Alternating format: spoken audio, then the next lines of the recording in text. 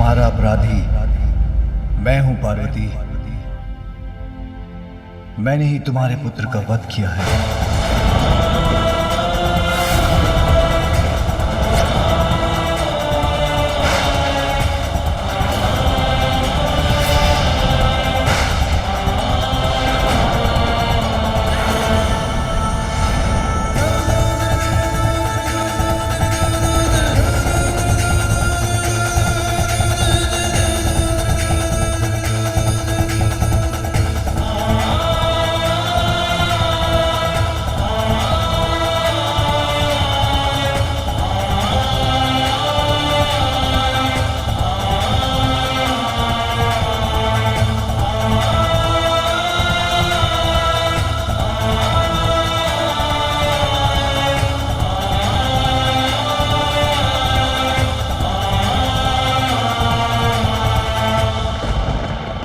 तुम्हारा अपराधी मैं हूं पार्वती।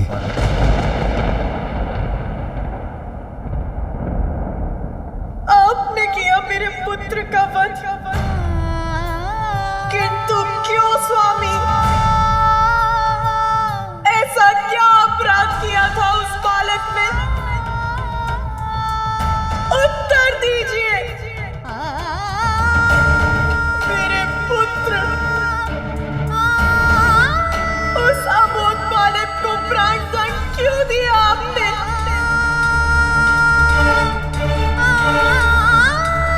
मैंने कुछ पूछा है आपसे, उत्तर दीजिए। मां कर दे पुत्र की मृत्यु का कारण समझाने पर भी कहां समझ सकेगा मां। और तुमसे क्या कहूं, दुखद सत्य तो यह है कि इसके शीश को इसके धड़ से विलककर इसके प्राण हरने वाला मेरा ही त्रिशूल था। वो बालक जिसका जन्म अभी ही हुआ था, जिसने संसार को जाना तक नहीं था, उसका इतना भयंकर अंत हुआ मेरे ही स्वामी के इस तीक्ष्ण त्रिशूल से। इतना कष्ट हुआ होगा उसे, उसका प्राणांत हो गया। क्यों क्यों हुआ ऐसा? जो मेरे ही हृदय का स्वरूप था, मेरी ही कल्पना से चलना था, जो मेरी ही आज्ञा का पालन कर रहा था, उसके किस दोष के लिए ऐसा भीषण दंड दिया आपने उसे? उसके शीश को कैसे विलग किया आपने?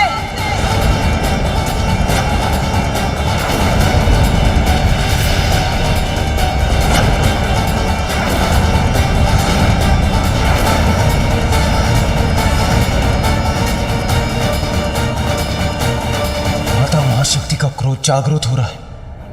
माता कुपित हो कदाचित हमें भयंकर दंड देंगी।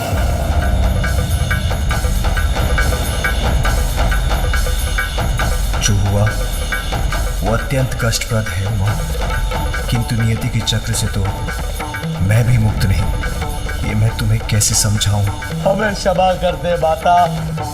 माता, हमसे बहुत बड़ी भूल हो गई।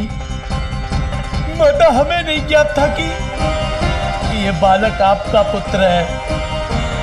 माता, इसने हमें और प्रभु को भी भीतर प्रवेश करने से रोक दिया था।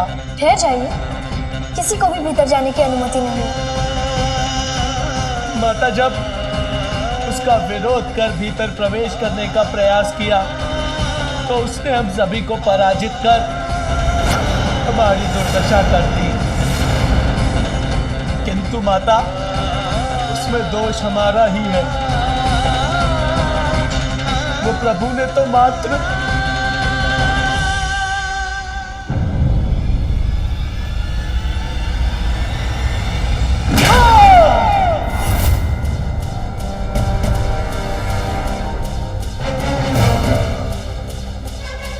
ऐसा रोष जागृत हुआ है माता महाशक्ति का कि उन्होंने नंदी को आकाश के अनंत विस्तार में भेज दिया।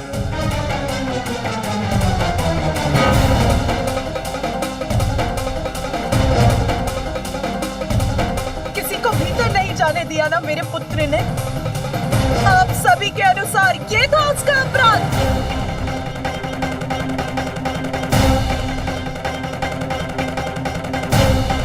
माता के आदेश का पालन करना आपकी दृष्टि में अपराध कब से हो गया देवराज? मैंने अपने पुत्र को आदेश दिया था कि वो किसी को भीतर ना आने दे। बताइए मुझे, उत्तर दीजिए। क्या पूर्ण निष्ठा और समर्पण से एक पुत्र का माता की आज्ञा का पालन करना अनुचित है? इसके लिए तो उसे पुरस्कृत करना चाहिए था। और आप सभी ने उसे दंडित करने की स्थिति उत्पन्न कर दी। बिना तथ्य और सत्य जाने आप सभी उससे युद्ध कर उसे उत्तेजित करते रहे। तनिक धैर्य भी नहीं रखा गया आप सभी से।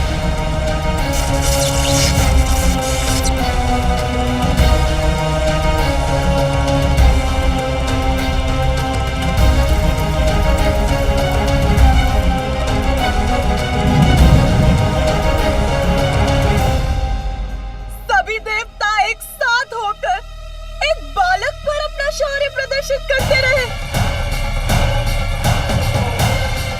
मेरे पुत्र को अपने प्राण देकर अपनी माता की आज्ञा का पालन करने के लिए विवश कर दिया आप सभी ने। क्यों किया ऐसा?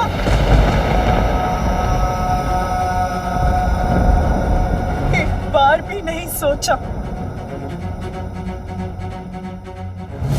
कि जिस असाधारण बालक ने आपको भवन में जाने से रोक दिया, जिसने अपनी शक्ति से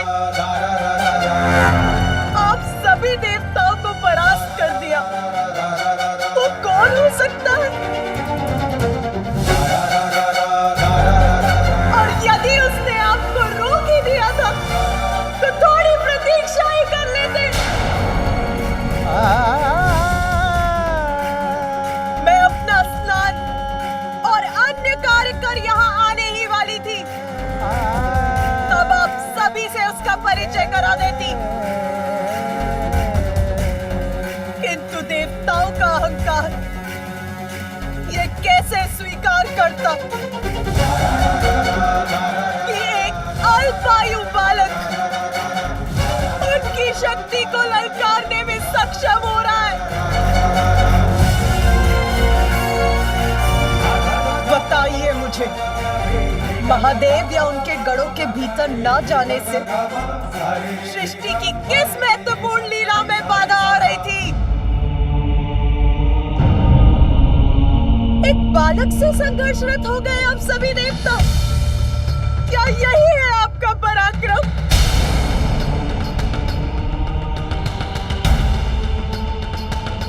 एक बालक से, मात्र एक बालक से क्या हानि पहुंचाई थी उसने किसी को? क्या वो आपसे आपका पद मांग रहा था देवराजेंद्र? मेरा पुत्र, मेरा कोमल हृदय, निष्ठावान, आज्ञाकारी पुत्र मेरा मेरी अपनी मां की आज्ञा का पालन भर कर रहा था। बताइए मुझे, क्या इस घटना के बाद संसार का कोई भी पुत्र अपनी माता की आज्ञा का पालन करेगा? क्या किसी भी पुत्र में इतना साहस शेष रहेगा?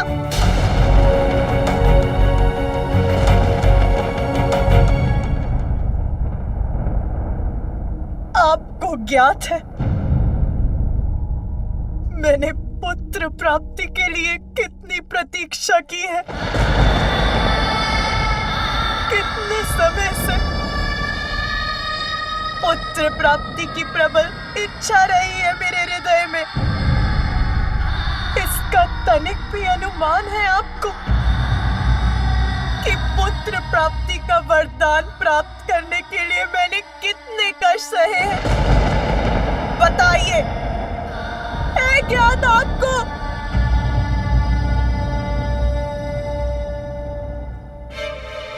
आदि शक्ति हूं मैं, आदि शक्ति हूं मैं, आदि शक्ति हूं मैं। वो आदि शक्ति जो उस समय सती के रूप में भी मैं सदा आपकी ही प्रार्थना में लीन रही, अपने पिता श्री प्रजापति दक्ष के विरुद्ध गई ताकि आपके साथ हमारा विवाह हो सके। सती, ये कदापि नहीं हो सकता। मैं तुम्हारा विवाह उस शिव बैरागी से कदापि नहीं होने दूंगा। अनेकों कष्ट सहे, तब कहीं जाकर ब्रह्मदेव की सहायता से हमारा विवाह हुआ, परंतु उस विवाह के बाद भी मेरे कष्ट कम नहीं हुए। पिताश्री द्वारा आपको यज्ञ में ना बुलाए जाने के पश्चात आपके सम्मान की रक्षा के लिए मुझे अपने प्राणों की आहुति तक देनी पड़ी।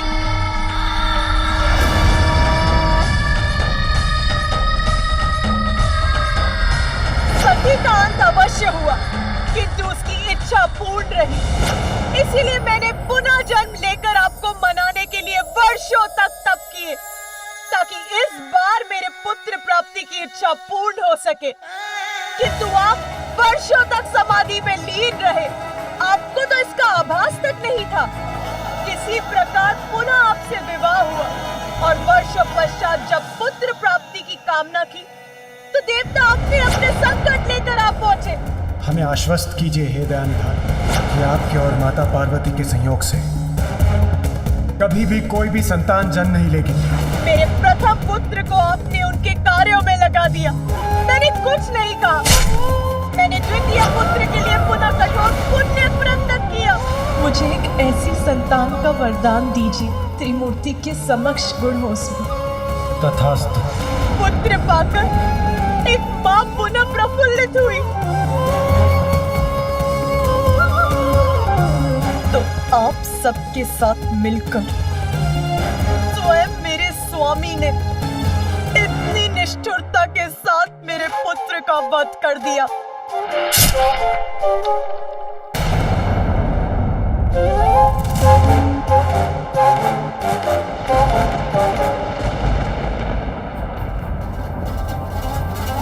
स्वामी,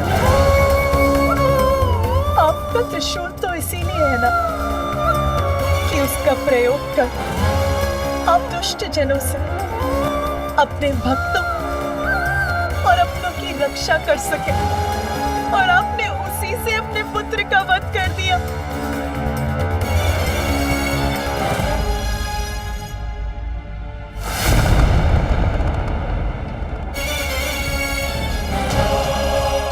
मुझे बताइए महादेव, क्या शीश विलक करने के सिवाय आप कुछ और भी कर सकते हैं? स्मरण है आपको कि सृष्टि के प्रारंभ में आपने काल भैरव का रूप धारण करके ब्रह्मदेव का ही शीश उनके धड़ से विलक कर दिया था, और फिर वीरभद्र का रूप धारण कर आपने प्रजापति दक्ष का भी शीश उनके धड़ से विलक कर दिया।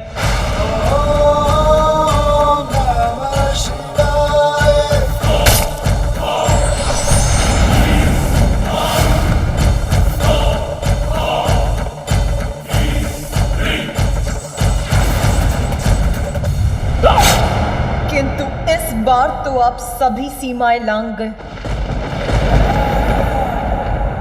आपके जिस पुत्र को आपका स्नेह प्राप्त होना चाहिए था, आपने उसी पुत्र का शीश उसके शरीर से विलक कर दिया।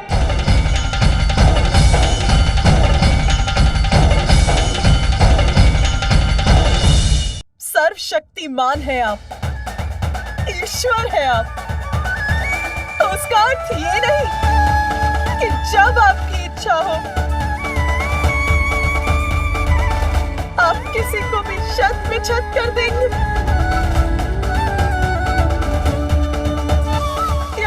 कि अपने पुत्र को भी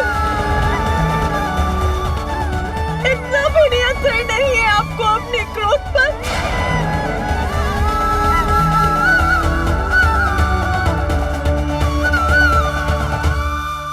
मुझे मेरा पुत्र पुनः चाहिए।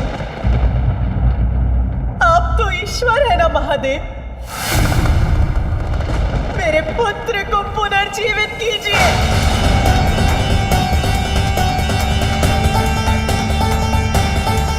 उससे पुनः उठकर मुझे मां कहने के लिए कहिए। कुछ करिए महादेव, कुछ करिए।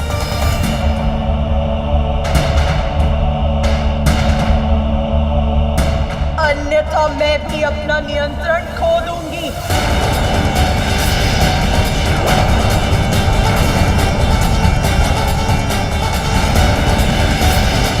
मेरा पुत्र, मेरा प्रिय पुत्र, मेरे सृजन से उत्पन्न हुआ मेरा पुत्र। क्यों महादेव, क्यों क्यों किया आपने ऐसा? क्यों?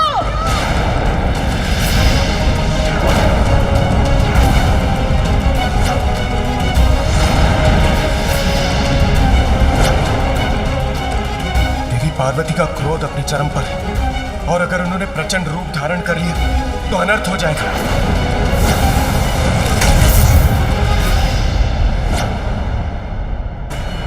यदि आप उसे जीवन देना नहीं चाहते तो मैं जीवित करूंगी उसे।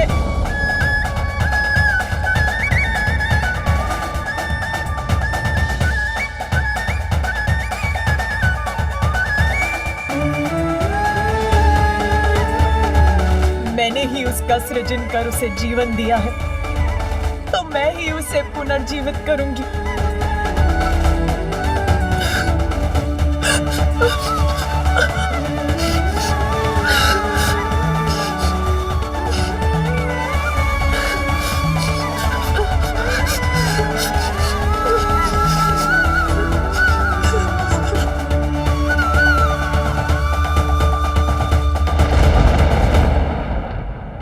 उमा, कैसे समझाऊं तुम्हें? तुम्हारे समस्त प्रयास निरर्थक हैं।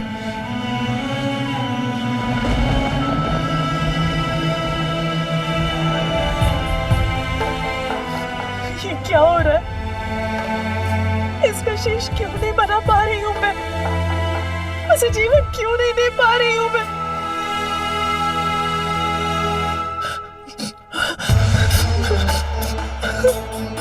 उसके शेष की भस्म को एकत्रित कर रही हूं तो वो बिखर क्यों जाती है?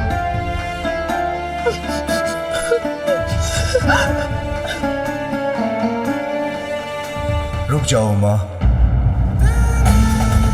तुम्हारा प्रयास व्यर्थ है। उसकी मां हूं मैं, मेरा प्रयास व्यर्थ कैसे हो सकता है? ये शीश मेरे त्रिशूल के प्रहार से भस्म हुआ है और मेरे त्रिशूल से भस्म होकर कोई पुनः जीवित नहीं हो सकता। इसका शीश सदा के लिए नष्ट हो चुका है। ये शीश मेरे त्रिशूल के प्रहार से भस्म हुआ है और मेरे त्रिशूल से भस्म होकर कोई पुनः जीवित नहीं हो सकता। इसका शीश सदा के लिए नष्ट हो चुका है। तो सब कुछ नष्ट हो जाएगा। यदि मेरा पुत्र जीवित नहीं हो सकता तो संसार भी शेष नहीं रहेगा। ऐसी विनाश लीला उत्पन्न करूंगी मैं।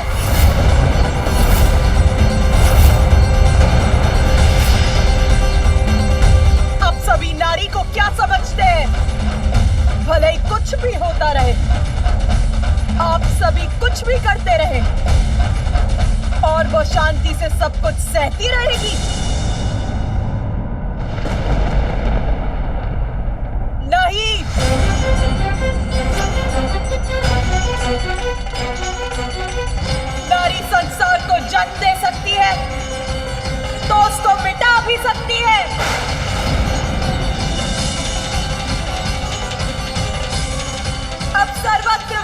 ही विनाश होगा, कोई शेष नहीं रहेगा।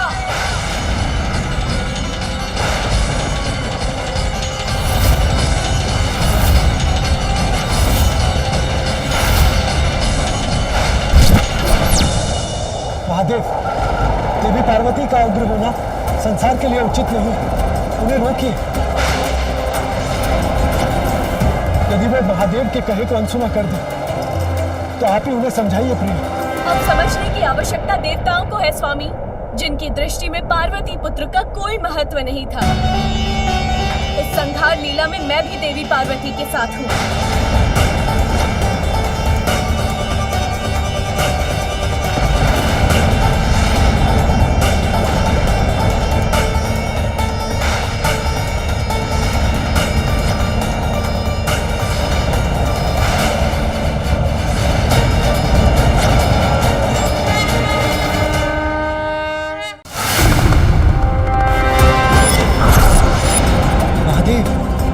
देवी पार्वती का उग्र होना संसार के लिए उचित नहीं है, उन्हें रोकिए।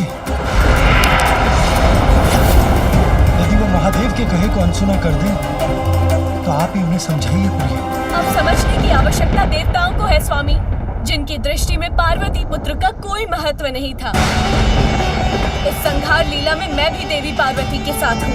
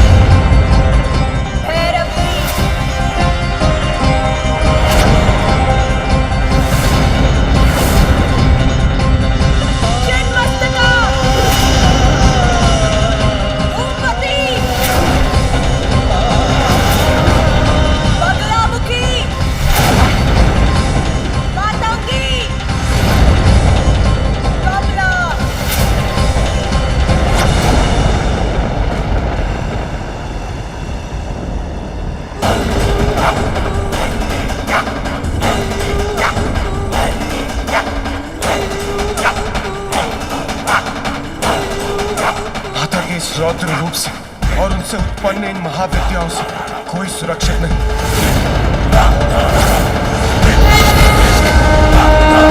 मैं केवल कैलाश ही नहीं, समस्त ब्रह्मांड में जहाँ जहाँ भी देव है उनका भी नाश कर दूंगी। संहार करूंगी मैं, संहार।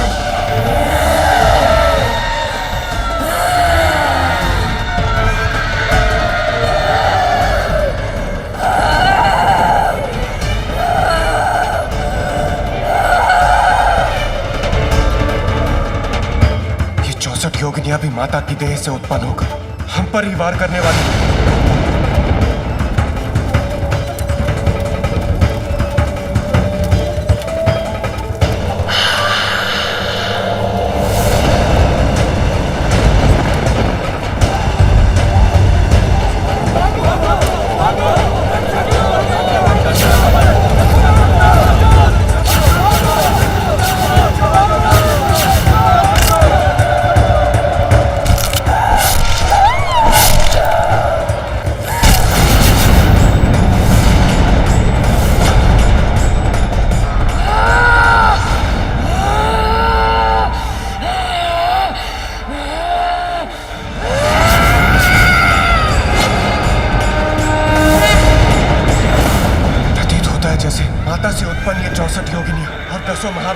अब हम देवताओं का विनाश करने के लिए हमारी ओर बढ़ रही हैं। अवश्य दंड दूंगी मैं तुम सभी को तुम्हारे इस कृत्य के लिए। मेरा भीषणकारी क्रोध सभी देवताओं का अस्तित्व मिटा देगा। मेरी क्रोधाग्नि भस्म कर देगी तुम्हें। कोई शेष नहीं रहेगा। सबका संहार करूंगी मैं।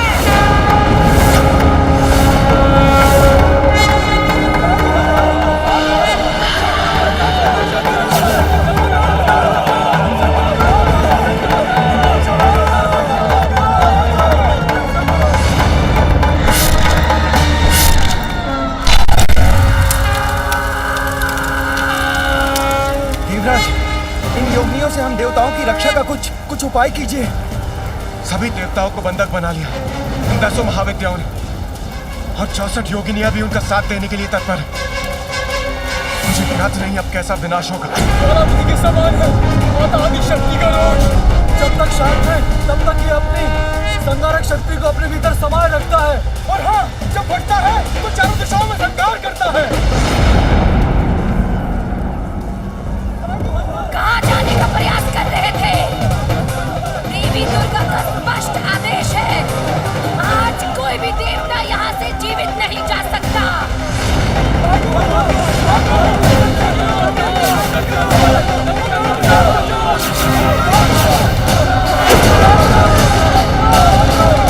इस प्रकार तो देवी पार्वती सबका संहार करेंगी, सर्वत्र विनाश होगा, नष्ट हो जाएगी सृष्टि।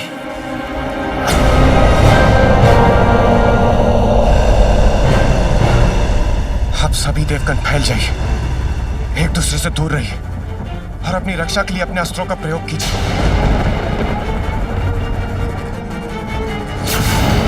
देवगण, बचाइए अपने आप को,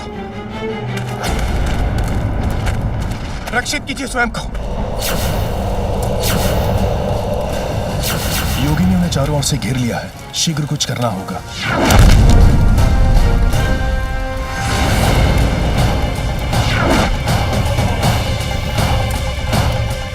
आश्चर्य,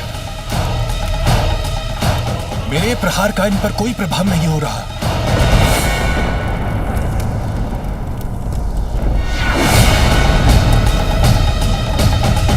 वायुदेव, आज कोई भी अस्त्र शस्त्र अथवा कोई भी तुम्हारी दिव्य शक्तियां महाशक्ति के क्रोध से तुम्हें अब कोई नहीं बचा पाएगा, कोई तुम्हारी रक्षा नहीं कर पाएगा।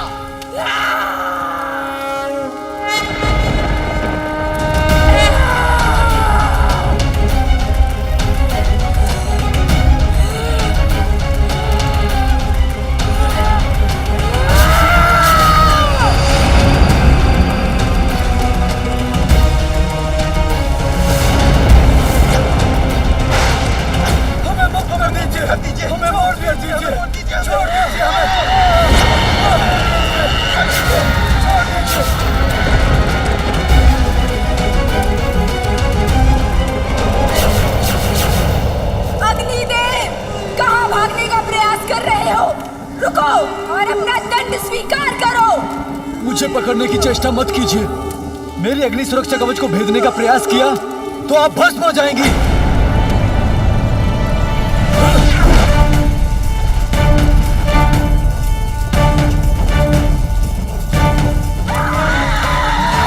ये किसकी गर्जना है?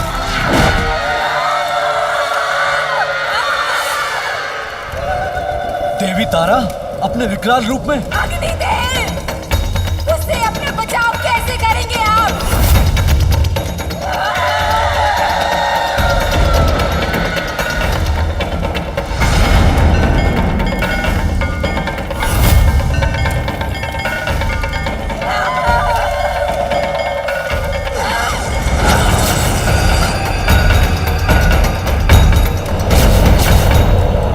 पार्वती का दुख उनका रोष बन रहा है, किंतु अभी उन्हें रोकना संभव नहीं।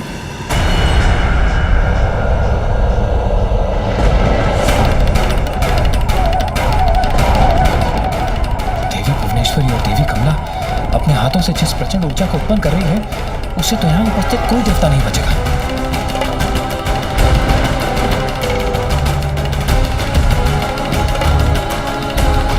यदि मैं जल में परिवर्तित हो जाऊं तो इन महाविद्याओं की ऊर्जा को सहज ही भेज सकूंगा। जल रूप में कोई मुझे कैसे भस्म कर सकता है?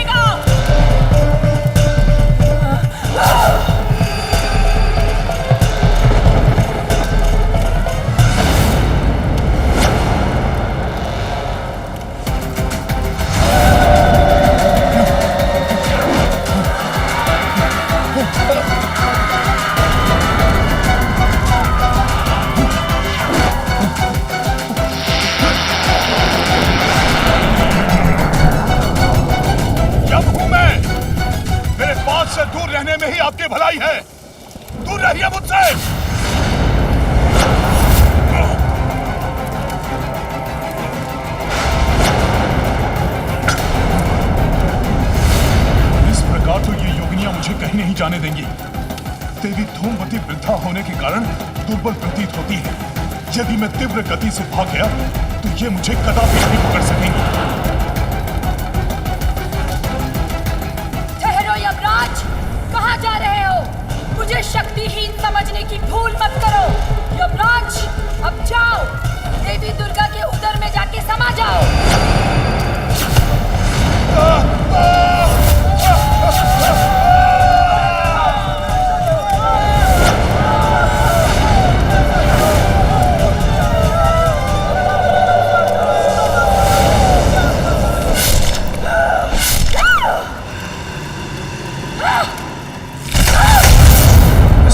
समस्त देवताओं का विनाश हो जाएगा और मैं देवराज होते हुए ये नहीं देख सकता। मुझे कुछ करना होगा।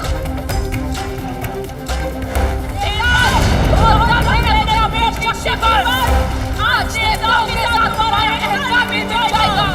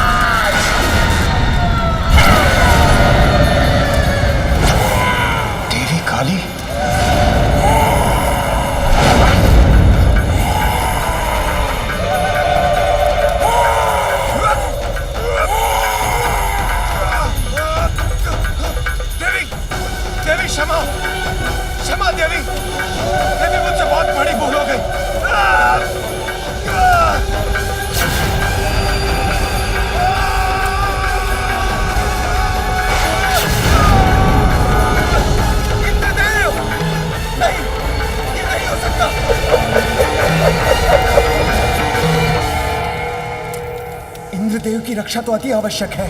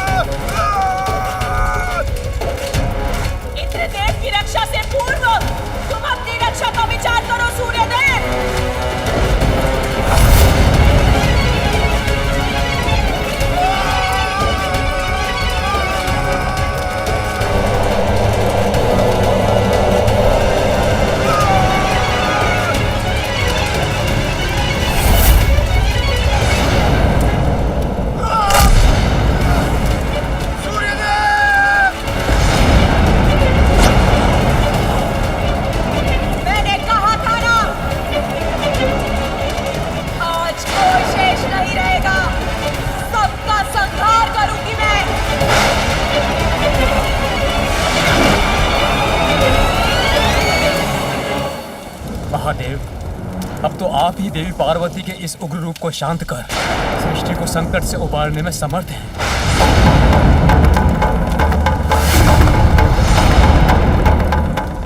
महादेव शीघ्र कुछ कीजिए, अन्यथा देवी पार्वती सर्वत्र प्रलय की स्थिति उत्पन्न कर देंगी। मैं तो प्रतीक्षा ही कर रहा था कि देवी पार्वती के भीतर का रोष बाहर आ जाएगा तो वो स्वतः शांत हो जाएंगी, किंतु उसके विपरीत उनका रोष तो बढ़ता ही जा रहा है। उनकी इस विनाश लीला को शांत कर उन्हें रोकना ही होगा। मेरे पुत्र का वध त्रिशूल से किया था ना आपने?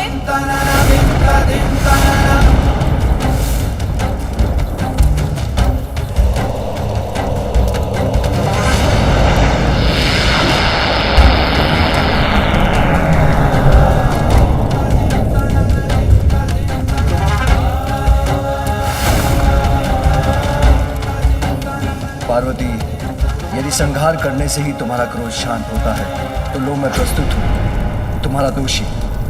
मुझे निगल कर मेरा संहार करो देवी।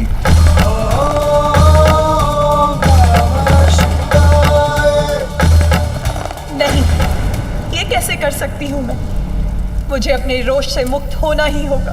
पार्वती, वो तुम्हारा ही नहीं मेरा भी पुत्र था। हाँ, ये सत्य है पार्वती कि मेरे हाथ तो बहुत बड़ा अनर्थ हो गया है।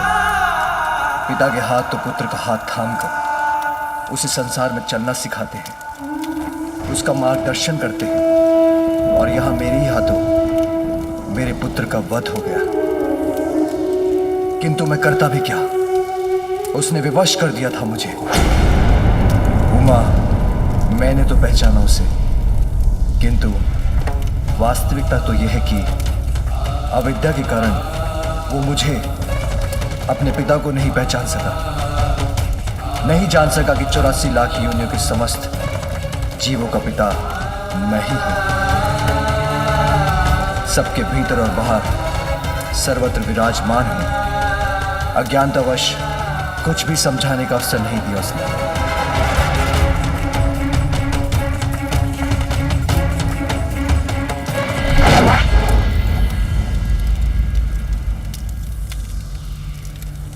तुमने उसे जन्म तो दिया पार्वती, किंतु उचित संस्कार देने का अवसर नहीं मिला तुम्हें। इसलिए उससे अत्यधिक अहंकार था जिसे मिटाना अनिवार्य था। जैसे ब्रह्मदेव के शीश के साथ उनके अहंकार को भंग करना और प्रजापति तक्ष में समाये अहंकार का नाश आवश्यक था, उसी प्रकार हमारे अहंकारी पुत्र के अहंकार को नष्ट ही किया है मैंने। सत्य है पार्वती, सब जीवन का स्रोत भी मैं हूं, किंतु जीवन प्राप्त करने के बाद सभी अपनी इच्छानुसार अपने कर्मों का चुनाव करने के लिए स्वतंत्र हैं। हमारे पुत्र ने जिन कर्मों का चुनाव किया उसका परिणाम यही था, वही भुगतना पड़ा उसे। स्वामी, वो ब्रह्मदेव या प्रजापति दक्ष नहीं था, एक अपरिपक्व बालक मात्र था जिसका जन्म तक कुछ ही समय पूर्व हुआ था। कुछ ज्ञान प्राप्त करने का अवसर ही कहां प्राप्त हुआ उसे। अपनी मां के आदेश का पालन कर रहा था वो, उसके लिए आपने उसका वध कर दिया। ये निर्णय आपका मुझे स्वीकार नहीं है स्वामी। मुझे मेरा पुत्र वापस चाहिए, तभी मैं स्वयं को शांत कर पाऊंगी। यदि आप चाहें तो यह अवश्य संभव होगा, क्योंकि आप ही समस्त जीवन के नियंत्रक हैं। तो हे महादेव, हे देवादिदेव, मुझे मेरा पुत्र लौटा दीजिए, अन्यथा मेरे क्रोध का परिणाम सहने के लिए तैयार हो जाइए।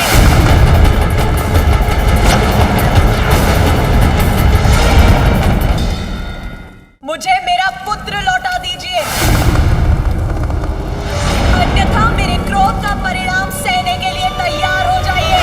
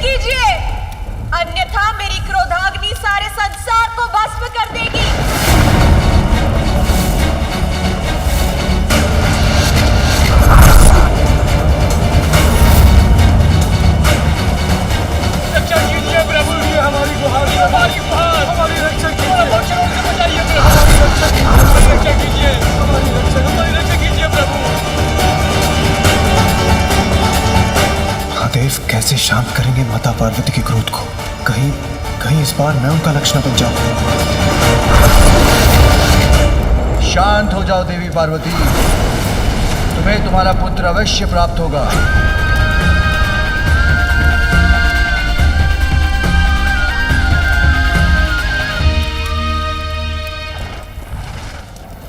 ये क्या कह रहे हैं महादेव?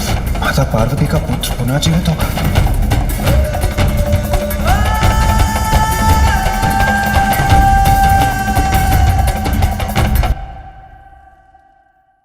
शांत हो जाओ देवी पार्वती, तुम्हें तुम्हारा पुत्र अवश्य प्राप्त होगा।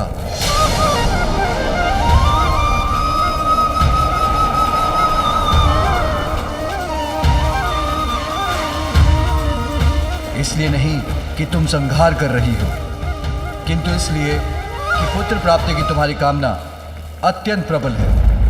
क्योंकि तुमसे पूछे बिना मैंने देवताओं को वरदान दिया था, क्योंकि पुत्र प्राप्ति के लिए तुमने इतना कठोर व्रत कर श्री हरि से सुंदर पुत्र पाने का वरदान प्राप्त किया था।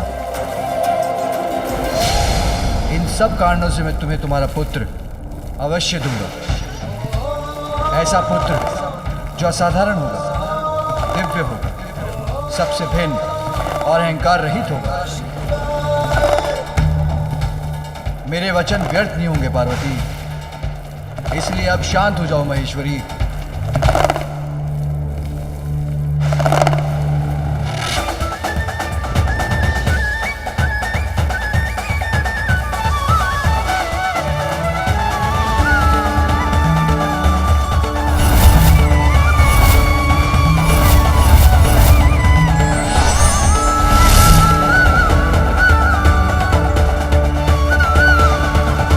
प्रतीत होता है माता का क्रोध शांत हो गया।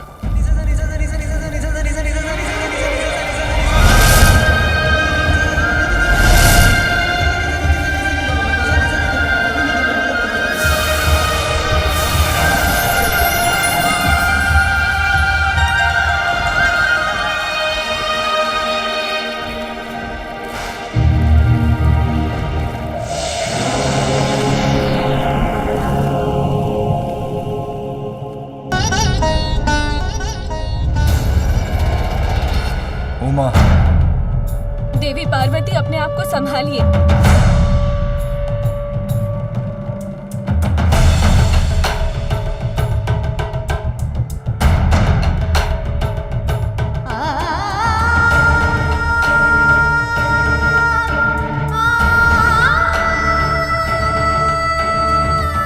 मुझे मेरे पुत्र को देखना है।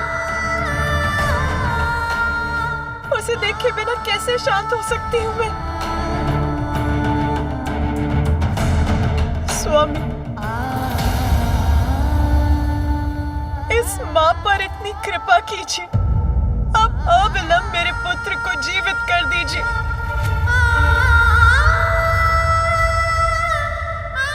अभी तो मैंने उसका अन्नप्राशन भी नहीं किया।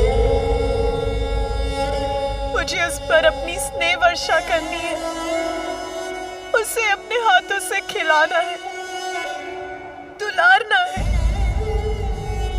उस पर अपनी ममता उड़ेलनी है। मैं आपसे विनती करती हूँ प्रभु, आप अपना वचन पूर्ण कीजिए, जीवित कर दीजिए मेरे पुत्र को, जीवित कर दीजिए। देवी, इसमें महादेव का कोई दोष नहीं, ये सब मेरे ही कारण हुआ है।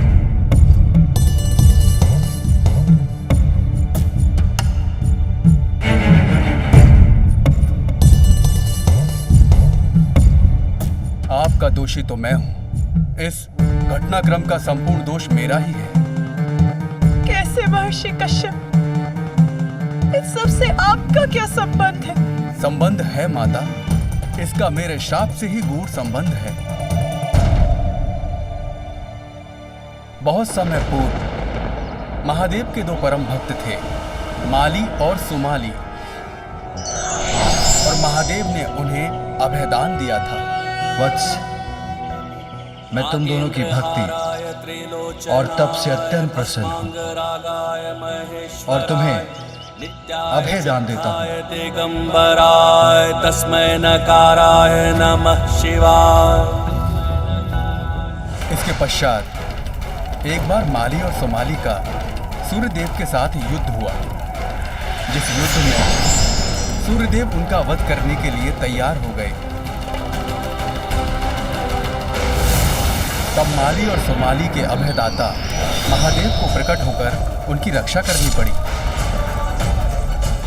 उन्होंने सूर्यदेव पर अपने त्रिशूल का प्रहार कर उन्हें मरणासन अवस्था में उनके रथ से नीचे गिरा दिया।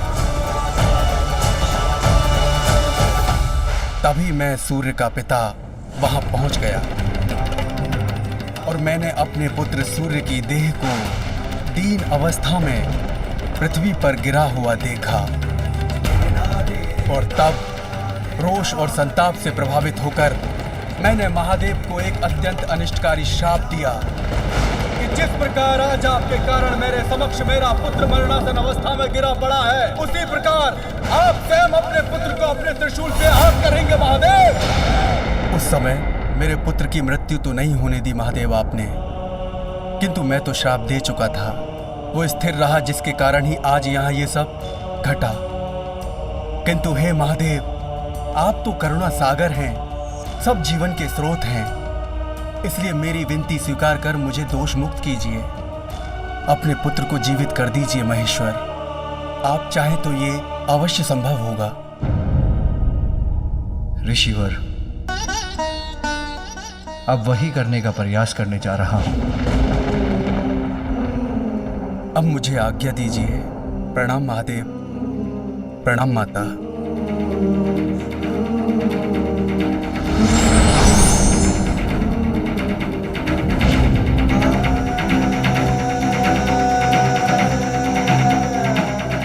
देवगण, मेरे पुत्र इस बालक के पार्थिव शरीर को मानसरोवर के पावन जल से धोकर वहां उस गुफा के भीतर रख दीजिए।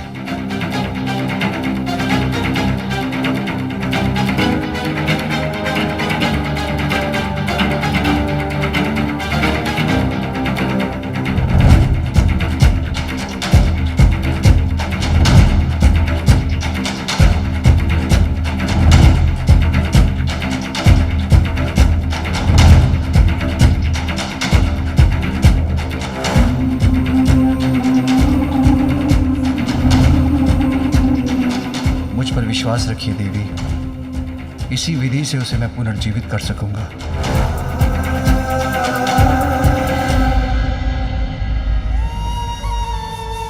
क्या हुआ माँ? आपके मुख पर ये चिंता कैसी? मुझे बताइए माँ, अपनी चिंता का कारण। इस संसार में मैं आपकी सभी चिंताओं को हरने ही तो आया हूँ। माँ का आंचल ही मेरा संपूर्ण संसार है।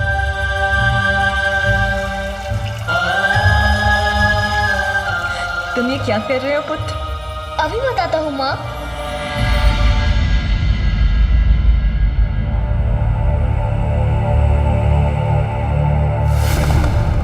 नहीं, अब और नहीं सह सकूंगी मैं।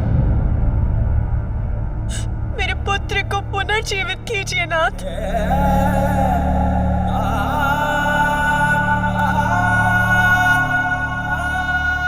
धैर्य रखो उमा। बिना शीश के मैं उसे जीवन नहीं दे सकता। मेरे त्रिशूल के प्रहार से उसका शीश सदा के लिए नष्ट हो चुका है, किंतु उसका भी उपाय है। उसका धड़ किसी और शीश से जोड़ना होगा।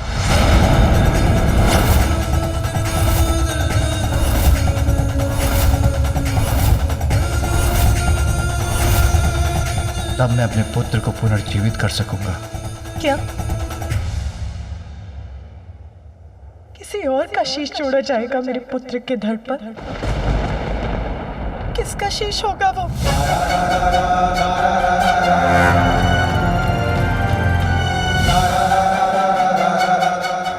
उत्तर दीजिए, किसका शीश दिया जाएगा मेरे पुत्र को?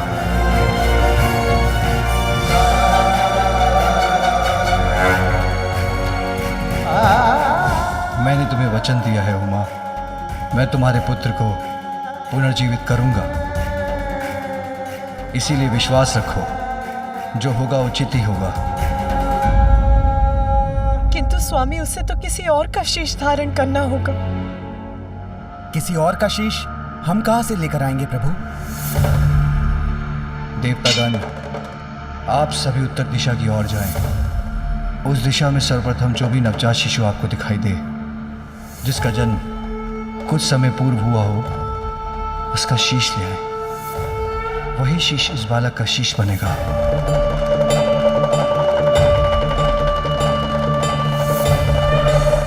और ये कार्य करते समय दो बातों का अवश्य ध्यान रखिएगा।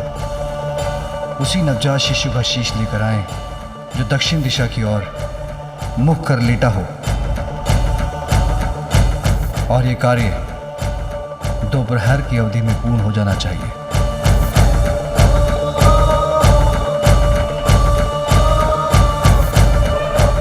अन्यथा मैं अपने पुत्र को पुनर्जीवित करने में अक्षम बचूंगा।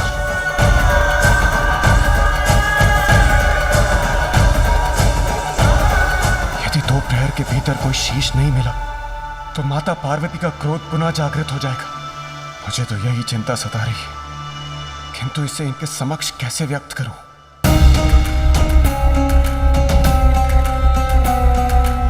मात्र 2 प्रहर, बस इतना ही अवकाश है मेरे पुत्र के लिए शीश प्राप्त कर उसे पुनर्जीवित करने का। हम प्रयास तो कर सकते हैं इंद्रदेव, पर 2 प्रहर तो बहुत छोटी अवधि है। सूर्यदेव, ये महादेव की आज्ञा है। हमें उन पर विश्वास कर अति शीघ्र अपनी यात्रा प्रारंभ करनी चाहिए और अविलंब उत्तर दिशा की ओर प्रस्थान करना चाहिए। रुकिए इंद्रदेव, मैं भी आप लोगों की सहायता के लिए आप सबके साथ चलता हूं।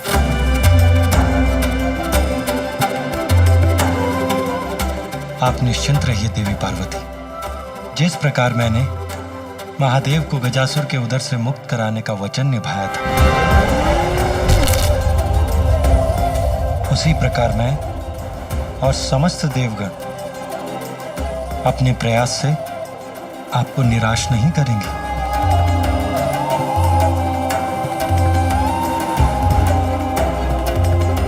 आपके इन वचनों से मुझे आश्वस्त करने के लिए अनेकों धन्यवाद भ्राताश्री।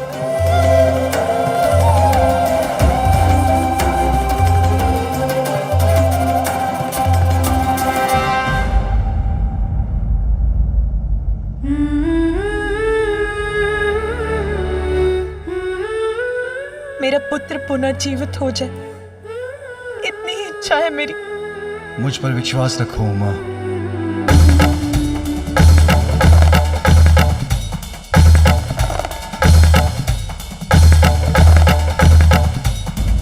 मैं यही हूं पुत्र, तुम्हारे समीप, तुम्हारी प्रतीक्षा कर रही हूं, उसी प्रकार जैसे तुम द्वार के बाहर मेरी प्रतीक्षा कर रहे थे। तुम्हें छोड़कर कहीं नहीं जाऊंगी, यही हूं और यही रहूंगी। बस अब तुम शीघ्र आ जाओ पुत्र, शीघ्र आ जाओ।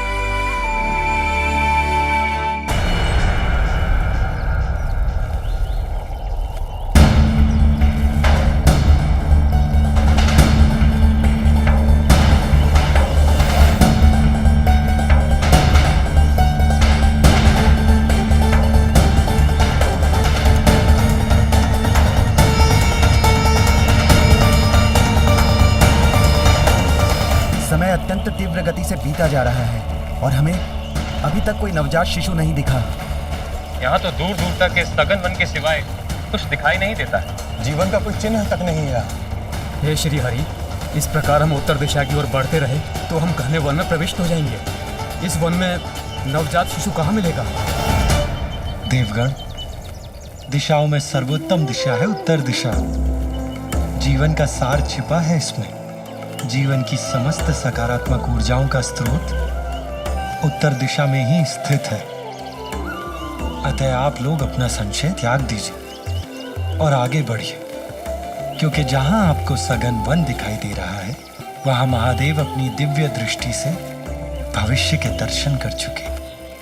देवी पार्वती और महादेव के जीवन में नवीन अध्याय के आरंभ का स्रोत अवश्य ही हमें इस उत्तर दिशा से प्राप्त होगा। किंतु श्री हरि, हम अपने स्वार्थ के लिए किसी नवजात शिशु के प्राण हर लेंगे, ये कहाँ उचित है? अग्निदेव, महादेव सर्वज्ञ है। उनकी दृष्टि से कुछ नहीं छिपता, सब कुछ ज्ञात है उन्हें। यदि उन्होंने कुछ कहा है तो उसके पीछे अवश्य ही कोई गूढ़ अर्थ छिपा है। इसलिए आप उनकी बात पर विश्वास कीजिए और उनके आदेशानुसार आगे बढ़िए। और वैसे भी जब मैं आपकी सहायता के लिए आपके साथ हूं, तो आपको किस बात की चिंता?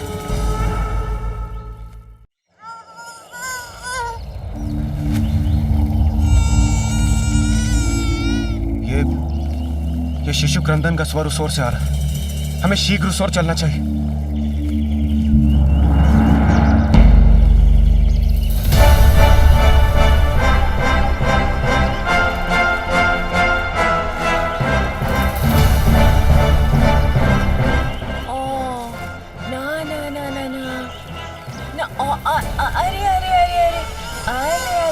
बच्चा, आले आले आले आले आले आले आले, शांत हो जा मेरा लाल, रोते नहीं। तुम्हारी माँ है ना तुम्हारे पास, फिर क्यों रोते हो भला? आ आ आ आ चुप हो जा, चुप हो जा।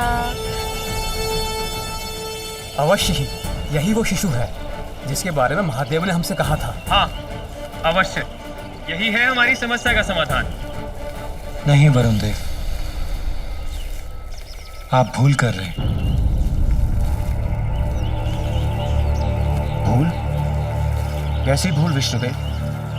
ये एक शिशु है और नवजात भी, अर्थात हमें इसी का शीश ले जाना है ना? इंद्रदेव, ये शिशु नवजात अवश्य है, परंतु महादेव ने हमें स्पष्ट कहा था उसी नवजात शिशु का शीश लेकर आए जो दक्षिण दिशा की ओर मुख कर लेटा हो, और इस बालक का मुख पश्चिम दिशा की ओर है।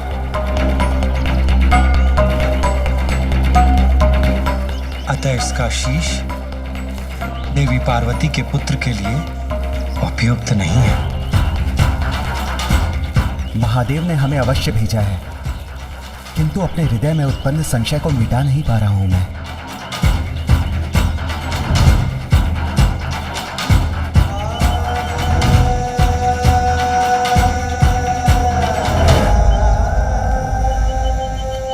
देवगण, इस शिशु को निहारने से कोई लाभ नहीं।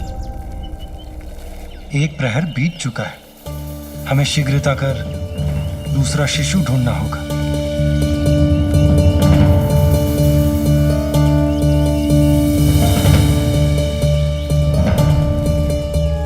आइए देवगण।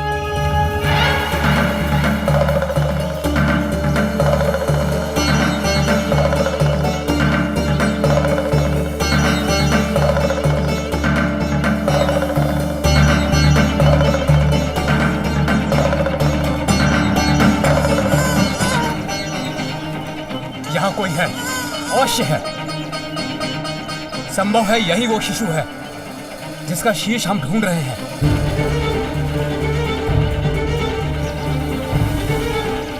अग्निदेव को कुछ आभास हुआ है, हमें उनकी बात सुननी चाहिए। इस ओर आइए प्रभु।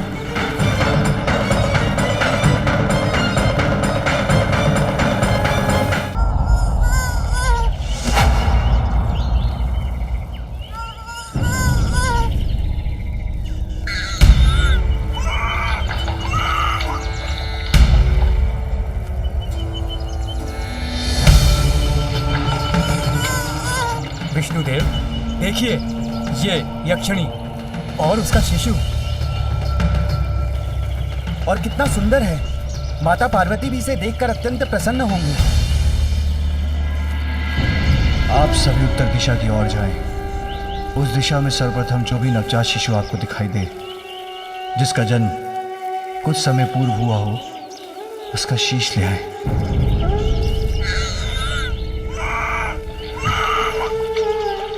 आप लोग पुनः भूल कर रहे हैं देवगण। महादेव ने स्पष्ट कहा था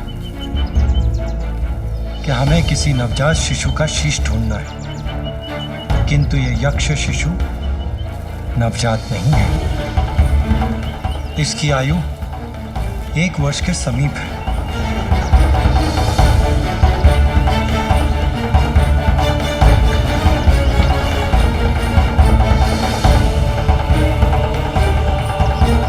धीरज रखिए देवगण, हमारे पास अभी भी कुछ समय शेष है। हमें रुकना नहीं चाहिए।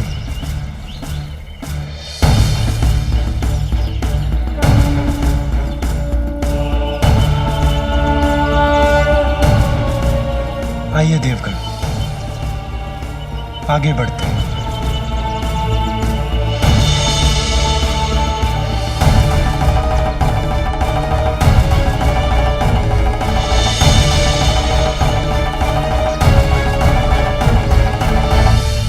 यहाँ तो वन्य पशु भी कठिनाई से आते होंगे, फिर श्रीहरि हमें वन के और भीतर कहाँ ले जा रहे हैं?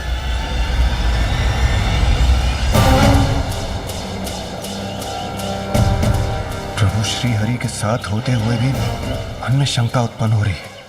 क्या हम किसी शिशु का शीश ढूंढ भी सकेंगे? यहाँ कहाँ मिलेगा कोई शिशु हमें?